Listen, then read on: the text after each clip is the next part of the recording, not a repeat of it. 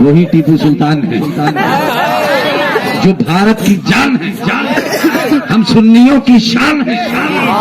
39 سال انگریزوں کے دانت کھٹے کرنے والی کی ذات کا نام ٹیپو سلطان ہے۔ وہ ٹیپو سلطان الحمدللہ حضرت ہی کے شہر میں پیدا ہوا، اور یہ بے باکی مجھے لگتا ہے اسی خاک کی برکت ہے۔ ہاں وہ ٹیپو سلطان ہے۔ اے نوجوانوں سنو، جب میدان میں اترے ہیں سامنے پنجڑے سے شیر کو نکالا گیا، 17 سال کا ٹیپو میدان میں ہے، حیدر علی بھی وہاں پر ہیں، انہوں نے دیکھا، تاریخ شاہد ہے، اتہاس ساکھی ہے۔ جب شیر کو چھوڑا گیا، 17 سال کا ٹیپو میدان میں ہے۔ جب شیر قریب آیا، دیکھتے دیکھتے آنن فانن ایک لمحہ نہ گزرا تھا کہ حضرت ٹیپو سلطان نے شیر کا جبڑا پھاڑ کے رکھ دیا۔ بولو دور سے۔ حیدر علی پریشان تھے، گھر گئے، جا کر اپنی اہلیہ سے کہا ہے ٹیپو کی ماں میں بہت ہراساں تھا، پریشان تھا، مجھے ڈر تھا، خوف تھا کہ کہیں شیر میرے بیٹے پر پنجہ نہ مار دے، کہیں اپنے جبڑوں میں نہ پھنسا لے میرے بیٹے کو، مجھے ڈر تھا، خوف تھا، لیکن میرے حیرت کی انتہا نہ رہی، ایک پل نہ لگا اور ٹیپو نے اس کا جبڑا پھاڑ کے رکھ دیا۔ یہ بتاؤ کہ اپنے ٹیپو میں اتنی طاقت کہاں سے آ گئی؟ اپنے ٹیپو کے اندر اتنی طاقت کہاں سے آ گئی؟ اسلام کی مقدس شہزادیاں تشریف فرما ہے، سنو، وہ عرض کرتی ہے میرے سرتاج، وہ شیر میرے ٹیپو کا کچھ نہیں بگاڑ سکتا۔ کہا کیوں؟ کہا اگر وہ شیر تھا تو میرا بیٹا ٹیپو یہ ہے شیر بابر، وہ شیر کچھ نہیں بگاڑ سکتا۔ کہا کیوں؟ کہا جب میرا بیٹا ٹیپو پیدا ہوا، جب میں نے دودھ کا پہلا بوند جو ہے دودھ اس کے منہ میں ڈالا ہے تو پہلے میں نے 11 مرتبہ سورہ اخلاص کو پڑھا ہے، جب میں نے اسے پانی پلایا ہے تو درود مقدس پڑھ کر کے پانی پلایا ہے۔ اگر وہ شیر تھا تو میرا بیٹا ٹیپو تو شیر ببر۔ اے میری ماں بہنوں، کوئی کام کیا کرو بسم اللہ پڑھا کرو، اپنے بچوں کو پانی پلایا کرو، درود شریف پڑھا کرو، اور اس درود کی برکت ہے کہ تمہارا بیٹا شیر بنے گا۔ قرآن پڑھا کرو، سمجھ رہے ہیں آپ کی نظر میری طرف، دل مدینے کی طرف۔ اعلیٰ حضرت فرماتے ہیں میرے کریم سے اگر قطرہ کسی نے مانگا، دریا بہا دیے ہیں، دربے بہا دیے ہیں۔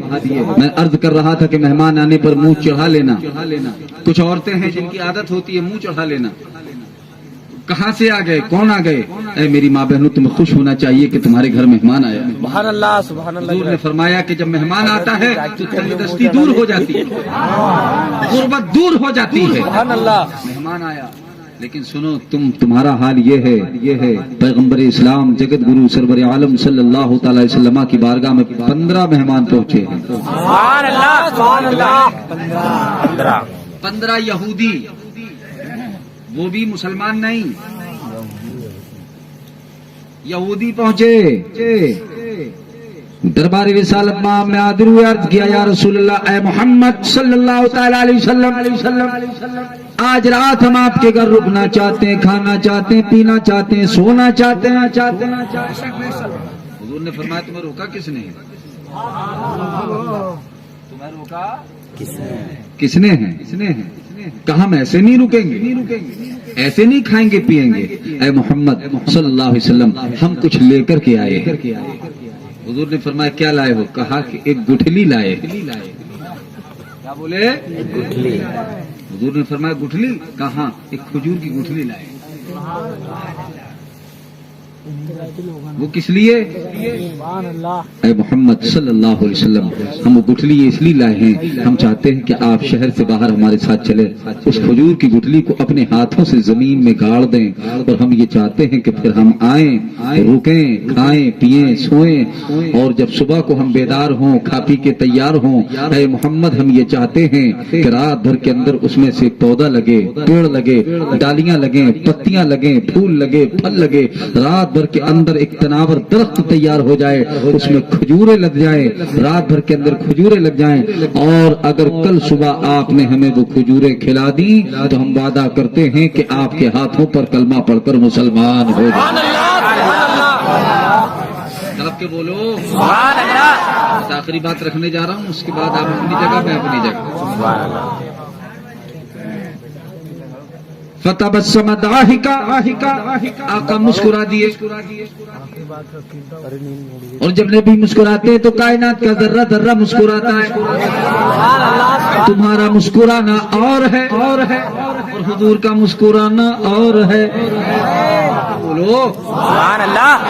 جب حضور مسکراتے ہیں تو ہوائیں مسکراتی ہیں، جب حضور مسکراتے ہیں تو دریا کی روانی مسکراتی ہے، جب حضور مسکراتے ہیں تو پرندے مسکراتے ہیں، جب حضور مسکراتے ہیں تو تارے مسکراتے ہیں، جب حضور مسکراتے ہیں فضائیں مسکراتی ہیں۔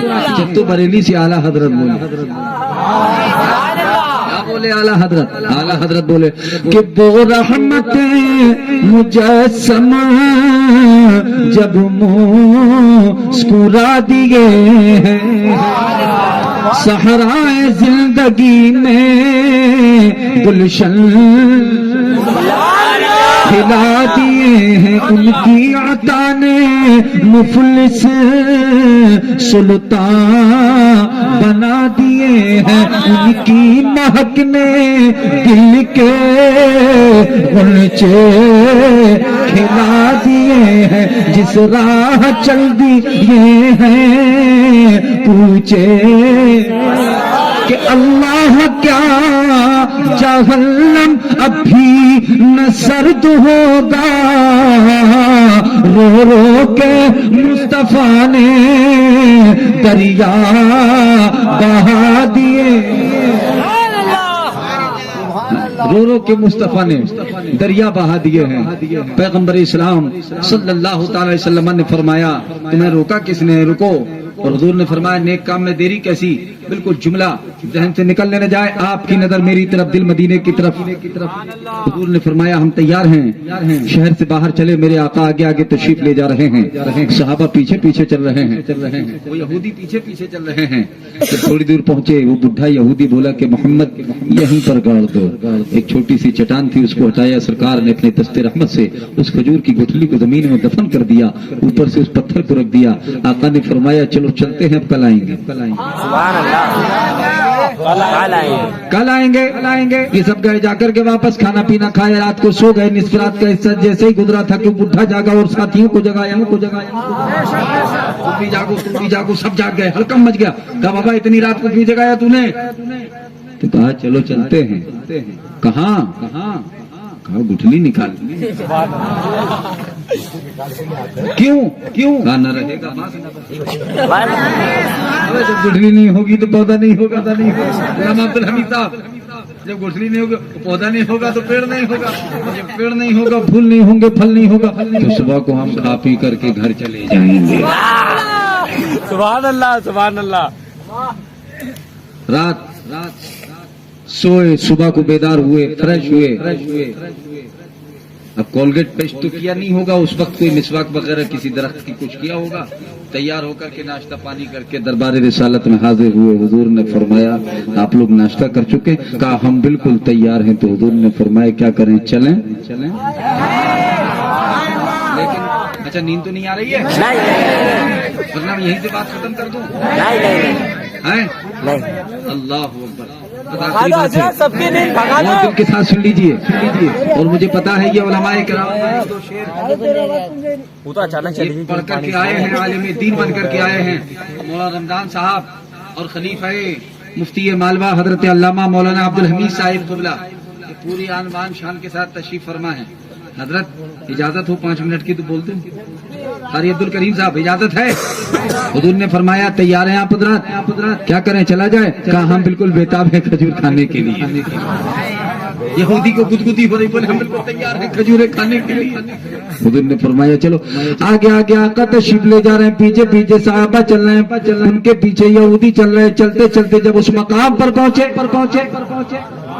جہاں پر کھجور کی گٹھلی کو دفن کیا تھا، جب اس جگہ پر پہنچے حضرات تو جا کر دیکھا، حیرت کی انتہا نہ رہی کہ نظریں بدل گئی تو نظارہ بدل گیا۔ شاندار کھجور کا چناور درخت لگا ہوا، پھلوں سے لدا ہوا، سبحان اللہ۔ پھلوں سے لدا ہوا۔ اب یہودیوں نے جو دیکھا हैरान و परेशान हो गए। आका मुस्कुराए, हुजूर ने फरमाया सहाबा से कि खजूरें तोड़ो, खिलाओ और खाओ और खाओ।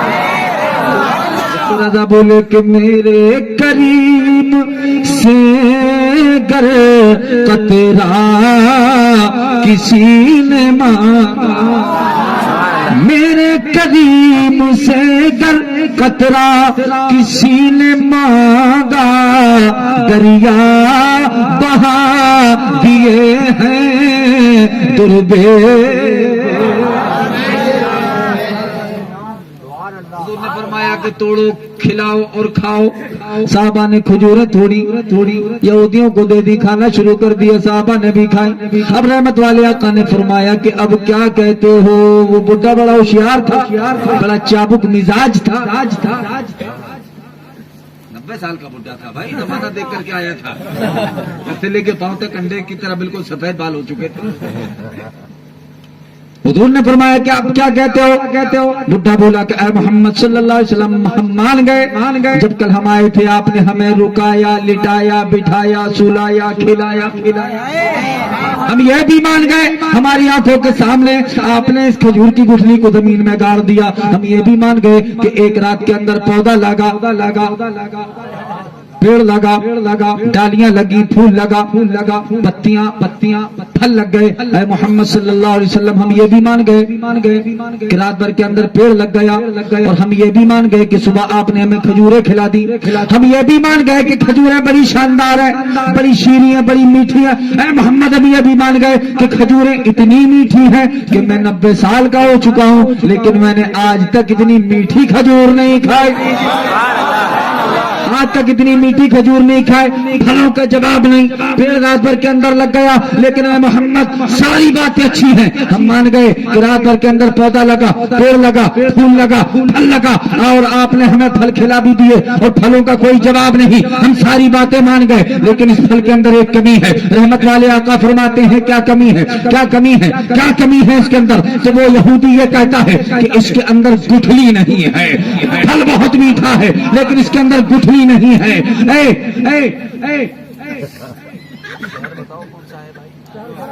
चार खेड़ा के सुनियो, यहूदी बोल पड़ा कि हम मान गए सब कुछ अच्छा है, लेकिन इसके अंदर गुठली नहीं है। रहमत वाले आका फरमाते हैं कि गुठली कहां से होगी, गुठली तो तेरी जेब में मौजूद है। क्या बात है, क्योंकि रात को बुढ़ा निकाल लाया था। ने फरमाया गुठली कहाँ से होगी, गुठली तो तेरी जेब में मौजूद है। समझ गए आप। और कोई गैब क्या तुमसे नेहा हो भला, अपना खुदा ही छुपा। काबे के बदर तुझा तुमसे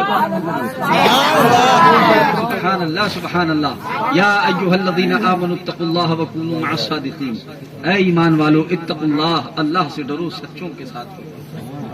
ये सच्चे कौन है?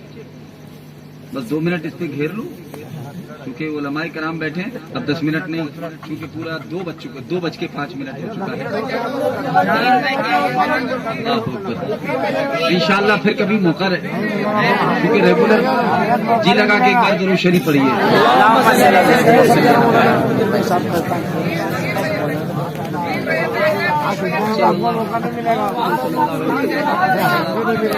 अलैका दाइमन या रसूल अल्लाह सल्लल्लाहु तआला अलैहि वसल्लम। एक बार और दुरूद शरीफ पढ़िए।